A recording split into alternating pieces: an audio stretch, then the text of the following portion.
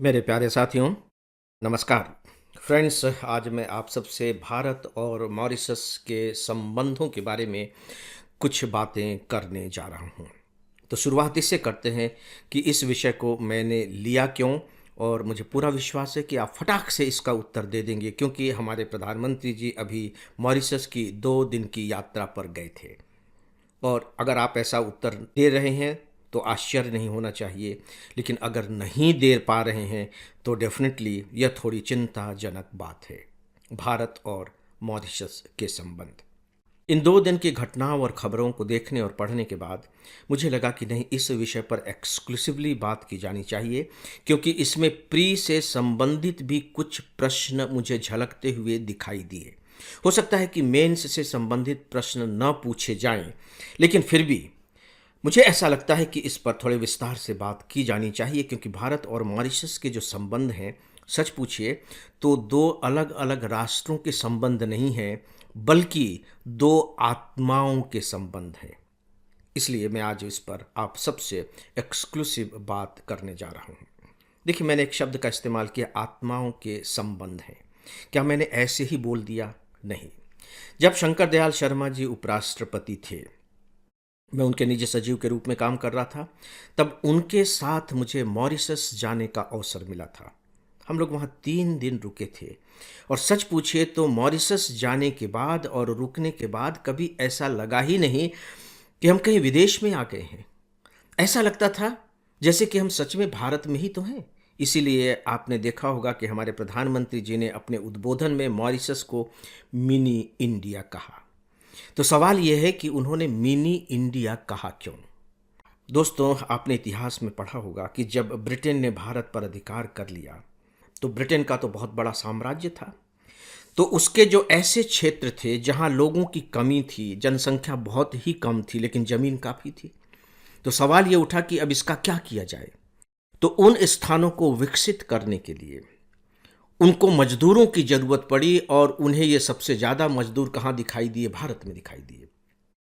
तो हमारे यहाँ से उस समय बहुत से लोगों को मॉरिशस, फिजी, ट्रिनिडाड टोबैको, ये सब नाम आपने सुने होंगे, वहाँ भेजा गया। ये सब के सब लेबर थे। लेबर पानी के जहाज में भर भर करके इन्हें भेजा जाता था। 3 साल का इनके साथ एग्रीमेंट किया जाता था। उन्हें ले जाते थे, वहाँ उन्हें काम पर लगा देते थे, वो काम में जुट जाते थे, और दुर्भाग्य से फिर वे लौट कर नहीं आ पाते थे। उनकी ऐसी चाल होती थी। गिरिराज किशोर जी, जो हिंदी के बहुत बड़े राइटर हुए हैं, जो आईआईटी कानपुर में पढ़ाते थे, उन्होंने एक बहुत खूबसूरत किताब लिखी है, गिरमिटिया। गिरमिटिया गिरमिटिया का मतलब है एग्रीमेंट से जो मजदूर बन गए, गिरमिटिया। और वो किताब है पहला गिरमिटिया, और गांधी जी को उन्होंने पहला एग्रीमेंट का गिरमिटिया मजदूर माना है। और आप जानते हैं कि साउथ अफ्रीका गांधी जी गए थे, फिर उन्होंने वहाँ आंदोलन किया। तो वहाँ किसके पक्ष में आंदोलन किया? साउथ अफ्रीका में भी हमारे लोग भेजे गए थे, मॉरिशस में भी उस समय हमारे लोग भेजे गए। ये लगभग लगभग 1850 के आसपास की बात है। तो दोस्तों, वहाँ जो सबसे ज़्यादा लोग भेजे गए वे बिहार और उत्तर प्रदेश के लोग भेजे गए। साउथ के भी हैं, लेकिन उनकी संख्या काफ़ी कम है। आप देखिए कि जो मॉरिशस है, उसकी जो पॉपुलेशन है वो लगभग 12 लाख के आसपास है, और उसमें 70% लोग भारतीय मूल के हैं। 70%। तो आप अनुमान लगा सकते हैं कि भारत के कितने लोग वहाँ रह रहे होंगे। ठीक है, वो तो वहीं रह गए, इसीलिए वो भारतीय मूल के हो गए। वहाँ के जो प्रधानमंत्री हैं अभी, उनका नाम क्या है? नवीन चंद्र राम गुलाम। इस नाम में कहीं आपको भारत की झलक मिल रही है? नवीन चंद्र राम गुलाम। आपने पढ़ा होगा कि हमारे प्रधानमंत्री जी ने अपने भाषण में भोजपुरी भाषा शब्द का उपयोग किया है। भोजपुरी भाषा, भोजपुरी। और प्रधानमंत्री जी का स्वागत किस गीत से किया गया? गवई गीत से।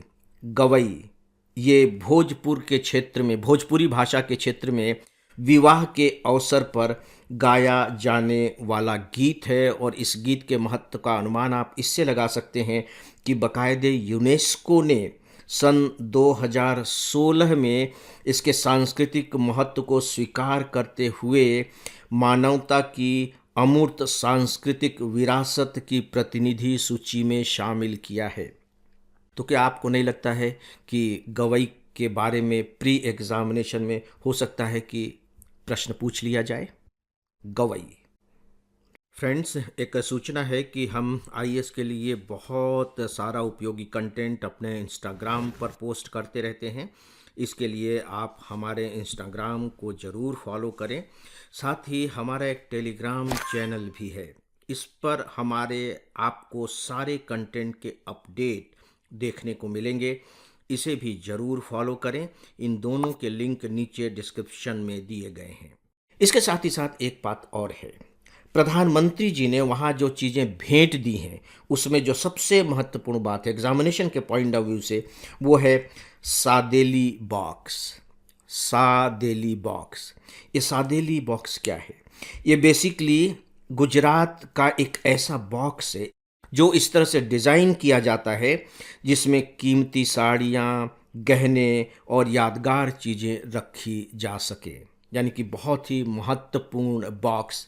इसका नाम है सादेली बॉक्स। ये कहाँ का है?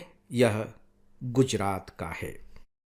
तो दोस्तों, जब हम लोग वहाँ गए थे, 3 दिनों तक वहाँ रहे, तो जब हम लोग जा रहे थे एयरपोर्ट से उतर करके और जहाँ हम रुके हुए थे वहाँ के लिए, तो देख रहे थे कि सब घरों में बाकायदे झंडे लहरा रहे हैं, आंगन बने हुए हैं, आंगनों में बाकायदे तुलसी के पौधे लगे हुए हैं। जब लोग मिलने के लिए आए तो हम लोगों ने देखा कि उनके गले में बाकायदे कंठी मालाएं हैं।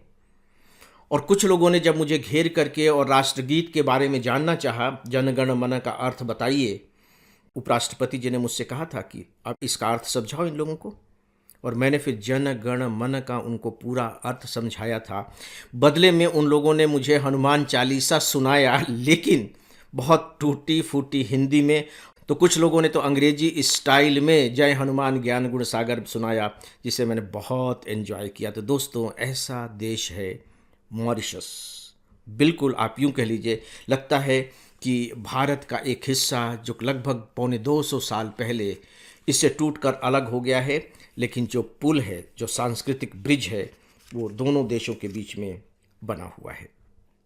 दोस्तों, हमारे प्रधानमंत्री जी वहाँ गए और जाने के बाद जो वहाँ मूल रूप से हस्ताक्षर किए गए हैं उनको बस थोड़ा सा आप जान लीजिए। एग्जामिनेशन के पॉइंट ऑफ व्यू से बहुत इंपॉर्टेंट नहीं है, क्योंकि सामान्यतया इसी तरह के समझौतों पर दूसरे देशों के साथ हस्ताक्षर होते हैं।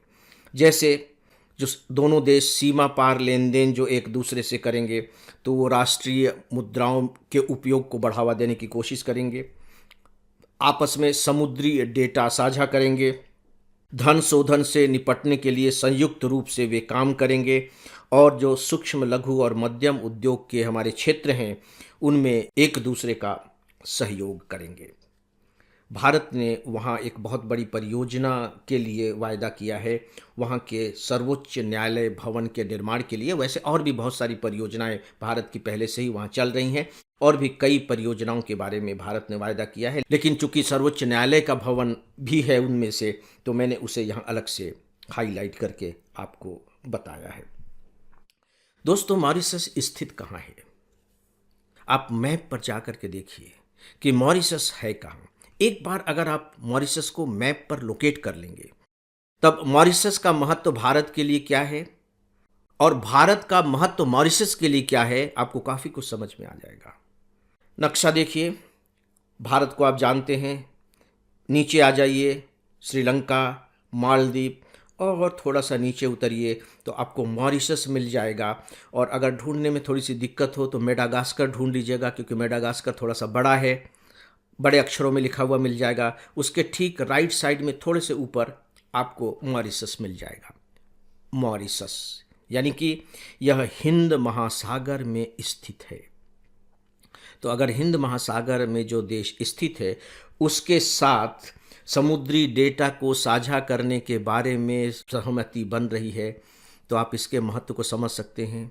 अपनी तरफ से दिमाग पर थोड़ा सा दबाव डालिए, मैं ऐसा क्यों कह रहा हूँ, आपका दिमाग आपको इसका उत्तर दे देगा।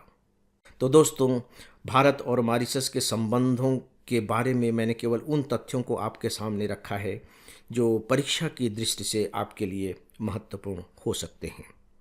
इस विषय पर बस इतना ही, और इसी के साथ ही आज के इस डेली ऑडियो लेक्चर को यही समाप्त करते हैं। नमस्कार।